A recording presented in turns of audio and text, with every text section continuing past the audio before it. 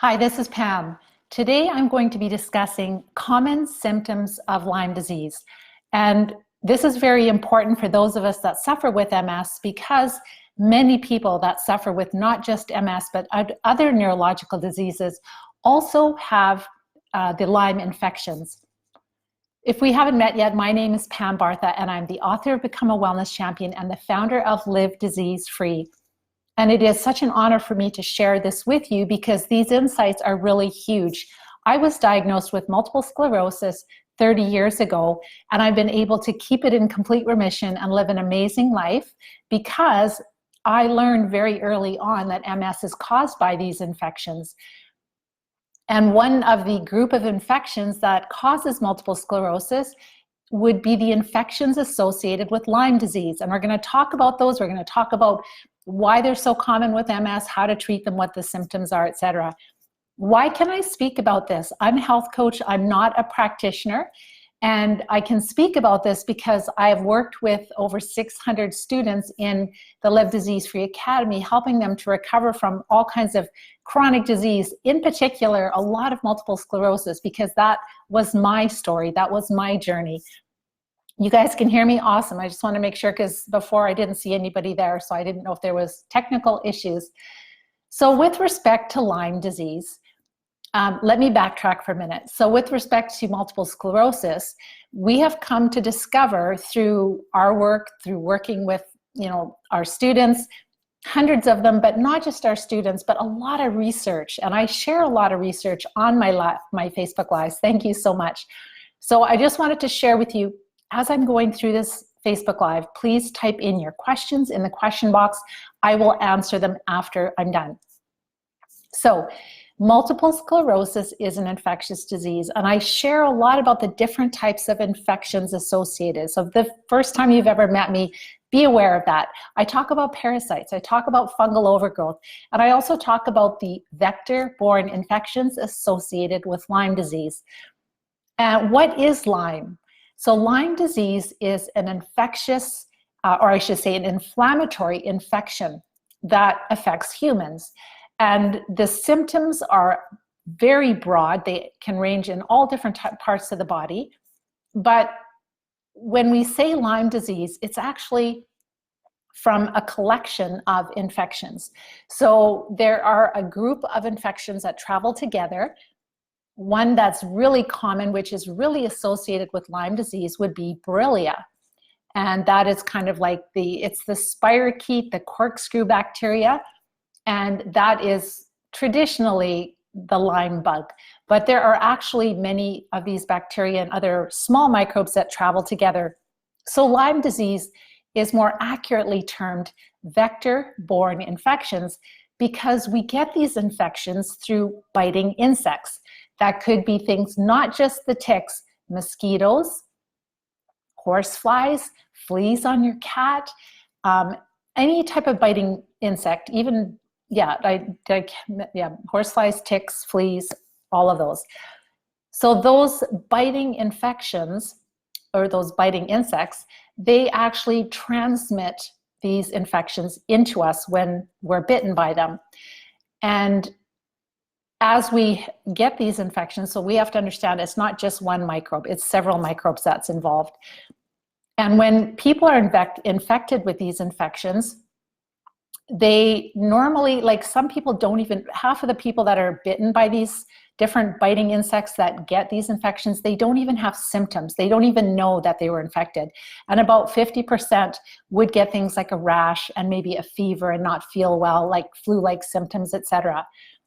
But the key is that this is really important to understand. Most people have been infected with these microbes. The vast majority, because everyone's had a mosquito bite and they're really common in these different types of horseflies and mosquitoes, etc. So it's not just ticks, and that's really important to understand.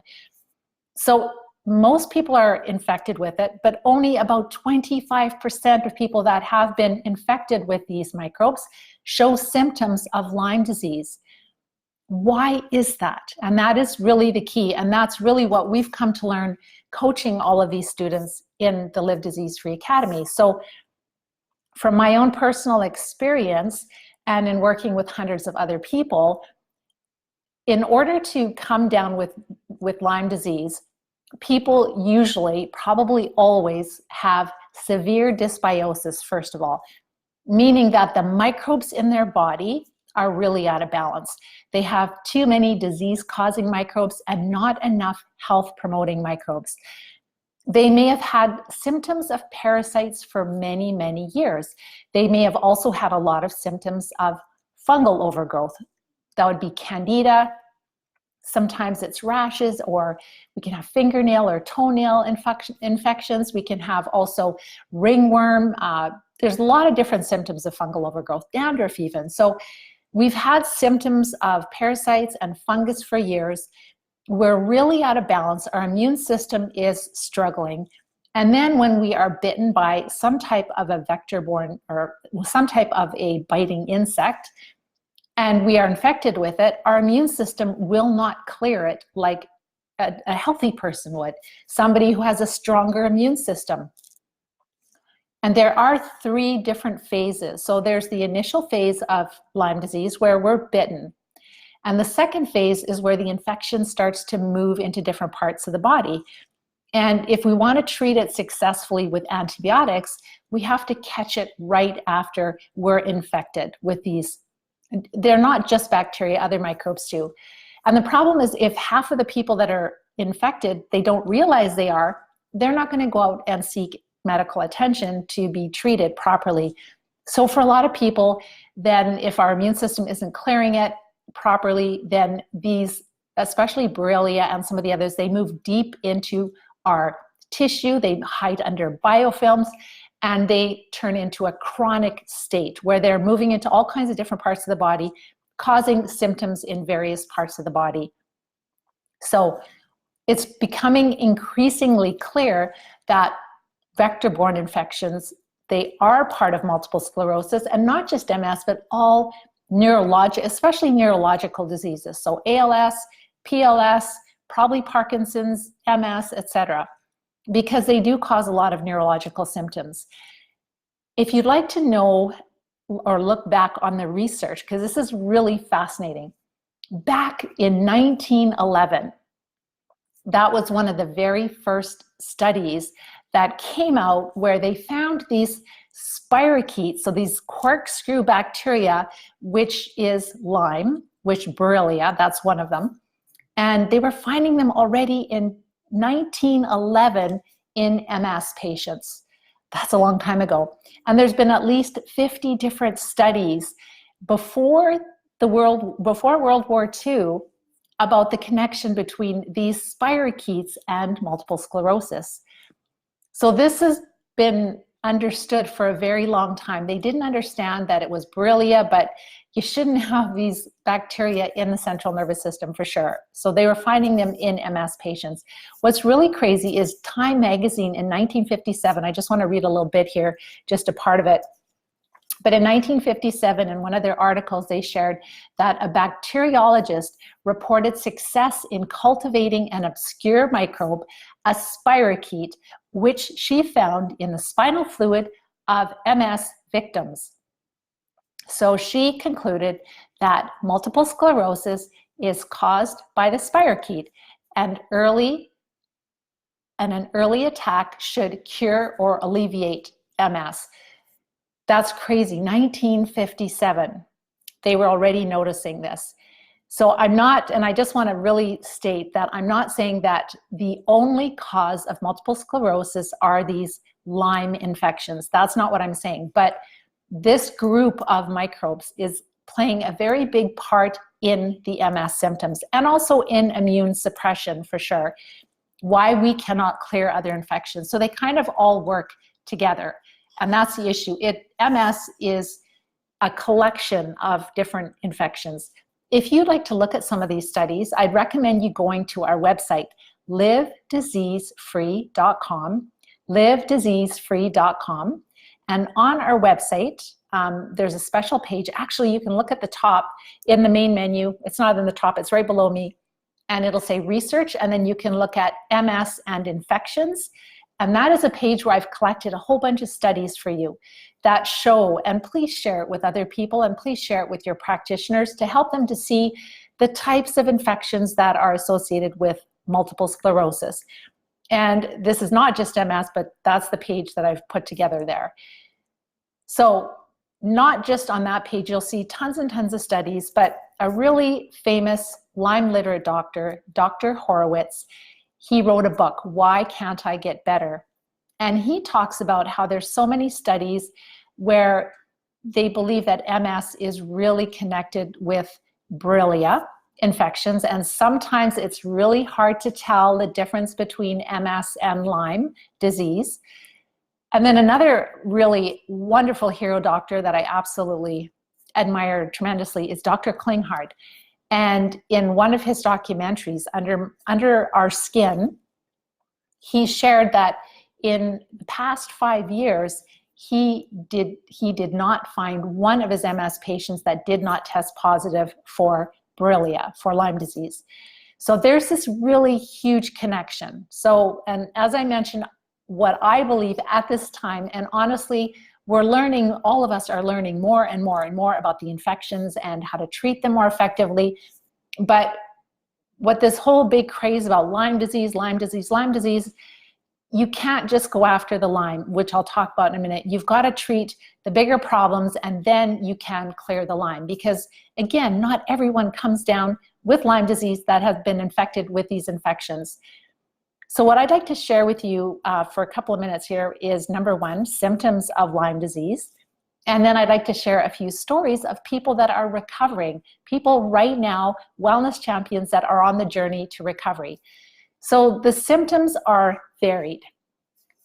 When we're initially infected or bitten by these insects, we often can have flu-type symptoms and a rash. The bullseye rash that's characteristic of Lyme disease isn't always present from our first inoculation of these infections. Sometimes it's a second or third bite that we're introduced. So we're not always just infected one time. We could be infected several times. And this is part of life. We're living in this world where we're exposed to parasites, we're exposed to bacteria, we're exposed to fungi. We're supposed to have a healthy, strong immune system that deals with it.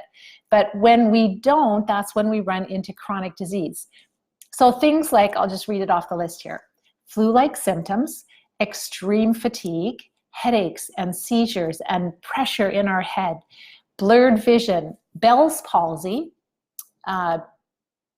tingling, dental infections, hidden dental infections, double vision, blurred vision, floaters in your vision, pain in your eyes, being sensitive to light, oversensitive to light, feeling like your ears are plugged or having buzzing in your ears, pain in your ears, oversensitive to sounds and ringing in one or both ears, constipation, diarrhea, irritable bowel, and also bladder issues, stomach upset, GERD. You can see that these spirochetes, they move into many different parts of the body, and then they cause all kinds of different symptoms.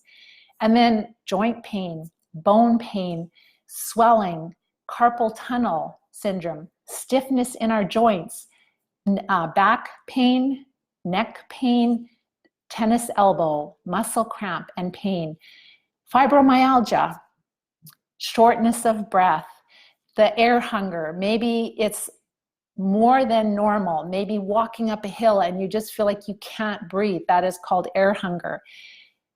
Chest in or pain in our chest and night sweats, heart palpitations, racing hearts, tremors, shaking, burning or stabbing sensations in the body, chronic fatigue, as I mentioned before, weakness and paralysis, numbness, tingling, balance issues, feeling dizzy, mood issues, irritable, bipolar. So a lot of the anger, like there's especially the Bartonella can cause this, and I don't know if you've heard of Lyme rage before, but it can really cause this horrible anger, unusual depression, feeling like you're losing your mind, and all kinds of emotional like easily, crying really easily. So you can see that it affects so many different parts of our body, and that is not a conclusive list. That's just kind of touching on some of the main areas of the different parts of the body that it will impact.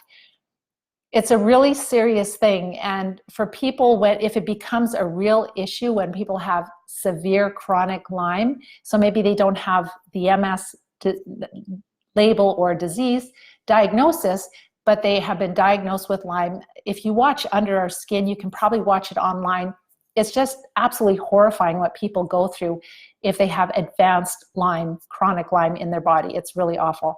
So on to the successes. I just wanted to share a few successes. I love doing this every week because every week we've got people, wellness champions in our class right now that are following all the steps to recover. And before I share what their successes are, I just wanted to share, what do I do if I feel like I probably have some of these Lyme infections, the vector-borne infections? How do I get rid of them? Well, there are Lyme literate doctors very often that would like to put us on antibiotics. So they might test us. A common test would be the Western blot. Unfortunately, about 80% of the time it comes back as a false negative test.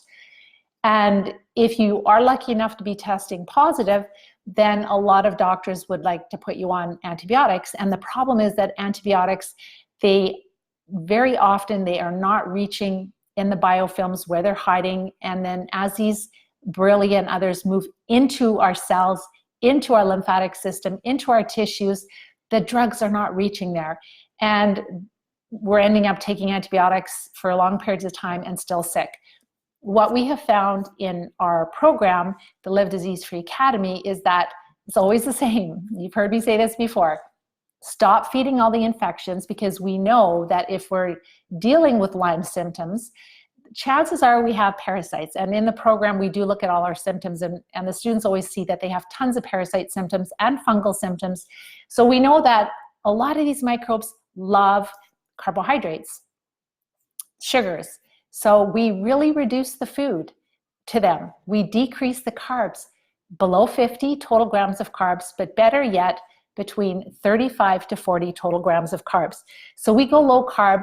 The infections are not as active because they don't have as much food. They're not dying, but they just don't have as much food, and we're not having caffeine, etc. So we're not getting them all hyper.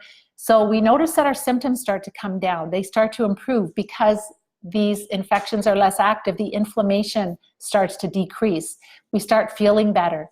Then we support the body in various ways. We make sure we're sleeping, we're having daily bowel movements, we look at our supplements and make sure we're taking plant source, simplify it down, making sure we don't have mold in our home, making sure that we reduce the wireless radiation, because that will make the Lyme microbes grow up to and others up to 600 times faster. So we're cleaning up the environment, supporting the body. Then we look at our symptoms. And if we have I've got a survey, a 14-page survey, and it really helps to separate generally fungal symptoms from the Lyme infection symptoms from the parasite symptoms. And we start treating the parasites first. And it is amazing when people that suffer with Lyme, when they start treating parasites first.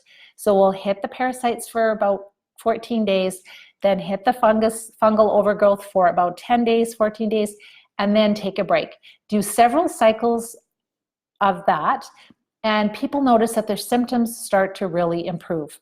And yes, we can bring in some antibacterial herbs, etc., alongside of that, but this is where people really start to notice symptom improvement, because we're treating the large parasites. And that's what I want. This is a really important thing to understand, is that we're not just getting these Lyme or vector-borne infections from biting insects. We are getting them from parasites. We're learning that more and more in the research.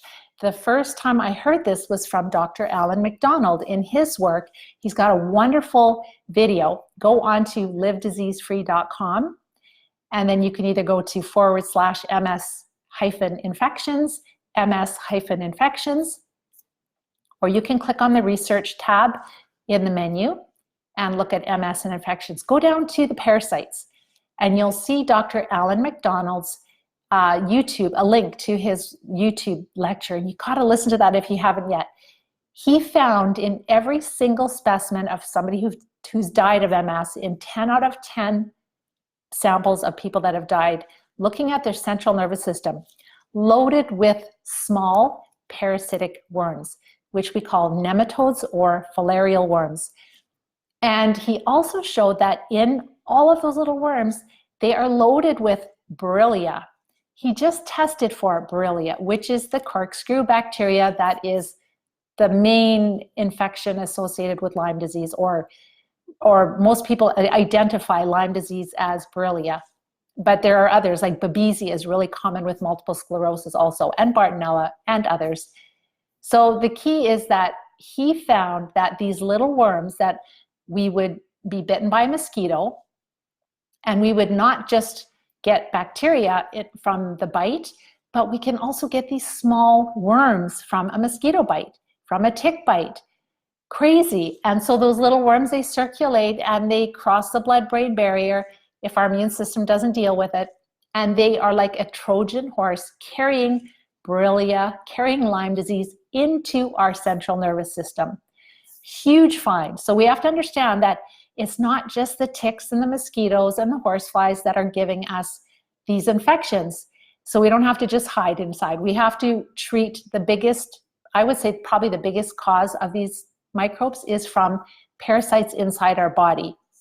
I would believe that, because they're carrying, and they live in these microbes. The parasites live inside of us for months and months, and some of the bigger ones live for years. And we haven't studied all of the different bacteria that they all carry. So as we have parasites in our digestive tract, they live inside of us, they deposit their waste in us, so they're depositing their bacteria inside of us. And if it gets to be too high of a burden and our immune system isn't strong enough, they can get into our bloodstream, they can travel to different parts of the body. We've seen these little worms in the blood of people that have MS. I've got slides from one of our students who's a med student, and she looked at her blood and someone else's blood. So we have slides of these little nematodes. I've seen them several times. They get into the central nervous system and they infect us with Borrelia. So that's a really big way that we become infected with Lyme disease. So that's why we start treating the parasites first. They are the biggest culprits. They are the biggest infection, the biggest critters, and they cause the strongest symptoms in us. They also infect us with small protozoa, smaller parasites, and other bacteria also. So it's not just the Lyme infections, but they can infect us with other single cell parasites and bacteria that cause diarrhea and all kinds of other nasty conditions. And so the key is that we have to treat the largest. And as we're treating the largest and knocking back the fungal overgrowth, several cycles, people that have Lyme disease that don't even have MS, they feel so much better than they have felt in all kinds of other treatment with integrated practitioners. Dr. Klinghardt has shared that people, his patients that come to him and they test positive for Lyme disease, that actually the biggest cause of their symptoms is not from the Lyme microbes, it is from the parasites. And so he treats parasites really well first, and many of his patients that thought Lyme disease was the biggest cause of their pain and agony, it was actually parasites. This is a really huge topic that starting to grow interest. Unfortunately, our standard of care practitioners, they have not been trained in recognizing parasite symptoms and the symptoms, and even just recognizing them. They don't have good tests. It's a skill that has been lost. We treat all of our pets, at least once a year, better 2 or 3 times a year for parasites. Why? Because parasites make our pets sick.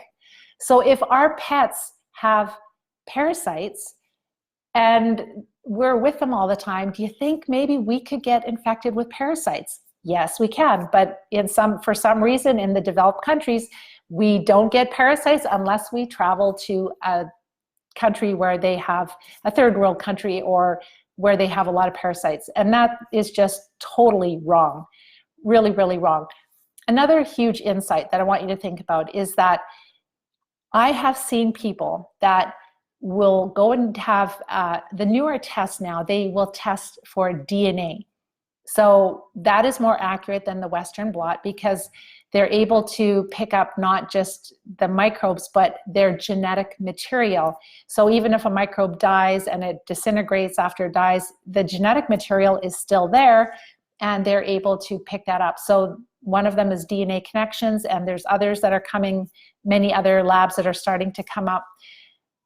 But with my students, if they have tons and tons of symptoms of Lyme, I say, save your $500. If you want to spend the money and have the test done, that's fine. But the problem is you may have the test done and test positive for Borrelia and Bartonella and maybe Babesia. But is that what's causing most of your symptoms? That is the key. And what we're seeing is that no, because I personally know people that have had the test done. They're testing positive or tested positive for Bartonella and Borrelia, but they have no Lyme disease symptoms. So that is key. So just because we become infected, let's say from a mosquito bite, or maybe they have a couple of parasites they haven't dealt with yet, but they still feel healthy and strong, just because we have something in our blood doesn't mean that's what's making us really sick. It's a clue, and it's, you know, we shouldn't have a lot of Lyme inside of us, but again, we're exposed to things all the time, and it's how strong our immune system, how overwhelmed our immune system is from these infections. So again, for treatment, it is important to, number one, stop feeding all these infections that when we're dealing with the dysbiosis, most of them love carbohydrates.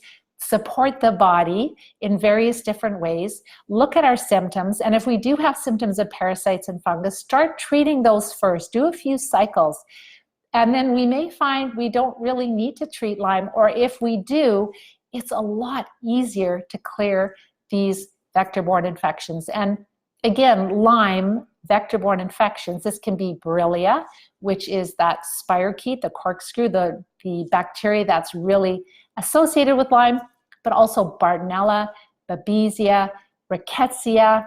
And Rickettsia is another bacteria that is one of the Lyme bugs, but some of these small worms that cause elephantitis or river blindness, those worms, they need this bacteria, otherwise they can't live.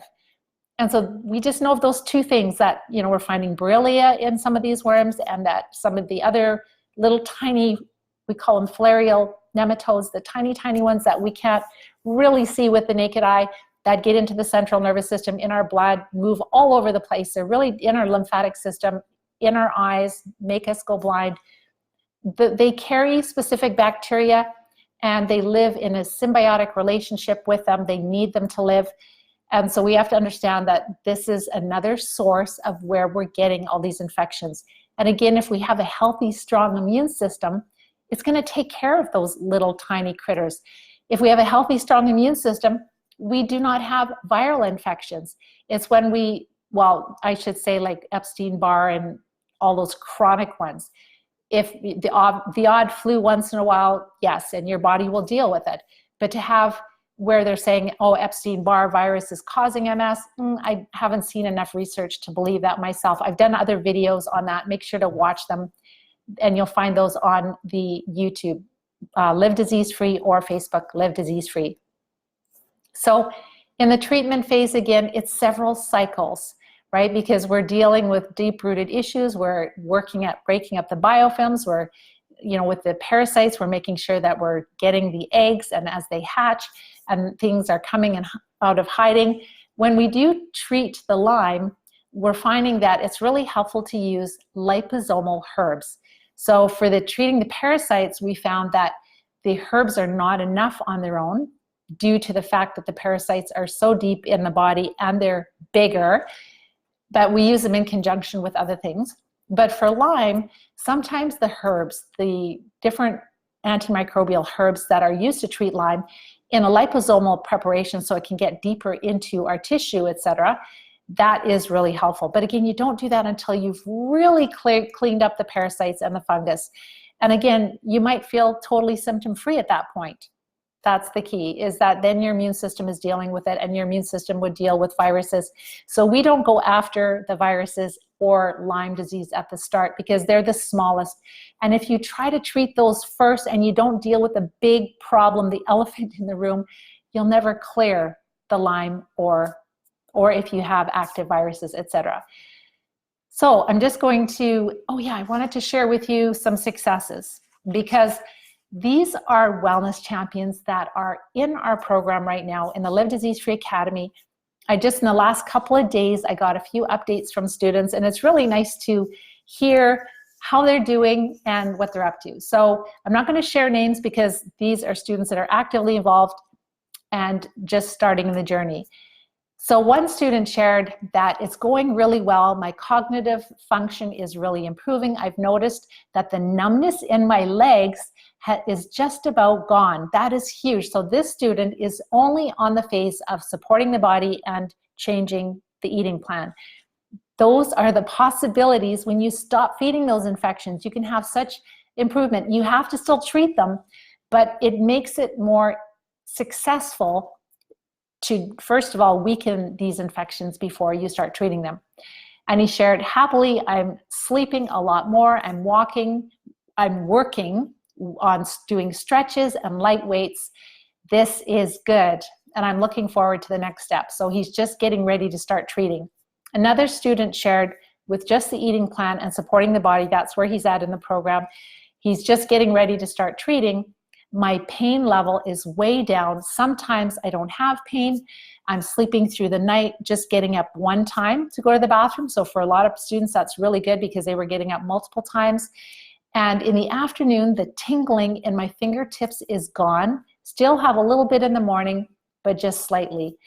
And never sleepy during the day, and I don't need to take naps anymore during the day. Another student shared, I really think I've got the eating plan straightened out, and I've started to treat fungus today, and I'm excited that the numbness in my feet is starting to go away, and my goal is to be symptom-free by Christmas. Another student shared that changing my diet has shown me that what I eat has a major effect on how I feel and how well my body functions. And then another student shared, just want to make sure I don't push any buttons here. Another student shared, my walking is improving. Another one shared, I'm exercising on my stationary bike 14 minutes, 5 days a week, and I can do that for the full 14 minutes without taking a breather. So these are all people that have chronic disease, recovering mostly from MS. I'm sleeping better most nights. A friend suggested that I take magnesium at bed, which was a good idea. And so she's just waking up once now. Most nights she's able to go right back to sleep. That's another big thing with our students, is that before they start the program, they have either a hard time falling asleep or they wake up several times through the night. And so she's found that her sleeping pattern has improved a lot. And she still wakes up maybe once, but she can go back to sleep a lot more easily now. So she's following the eating plan and she's getting ready to start treating. Then I'd like you to also go to YouTube. So we have Live Disease Free YouTube channel.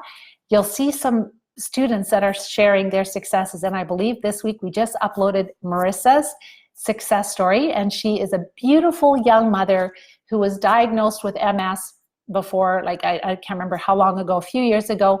And she was trying to get the diagnosis, and doctors told her that she was just depressed, and it was awful. It took a long time to get the diagnosis. She could not function. She was having a really hard time taking care of her family. And she went to work. And that's what these wellness champions do, is they go to work, step-by-step plan, implementing, getting ready to treat, and then treating. And now she's back to working, and she homeschools her kids. She's involved in her life again, and she's living her best life. And she's also teaching her children these principles.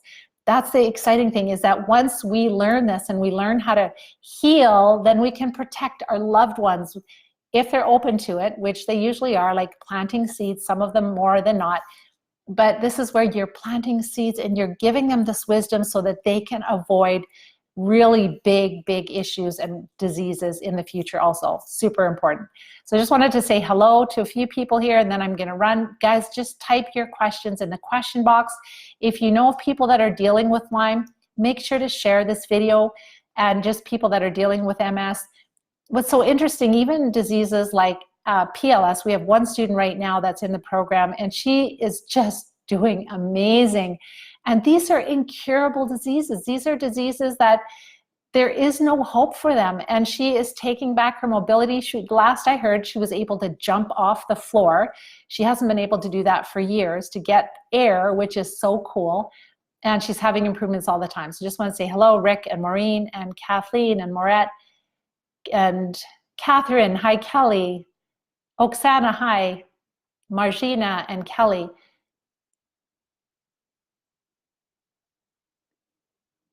And Patty, Marcia, Elaine. Not a lot of questions. Hello, Lisa, Catherine. I think there's a lot of wellness champions on here too that kind of know. They know this. They are very well educated. Hi, Roberta. Hi, Dana. And Becky and Kathy, Cheryl, Anthony. See if there's any questions. Judy, Diana, you're very welcome. Thank you for the love. Thank you for all the hearts and the thumbs up. I really appreciate it. I'd like to see your beautiful faces. Maybe someday we'll have a better technology where we can see everyone. Hi, Ronnie. Hi, Neva.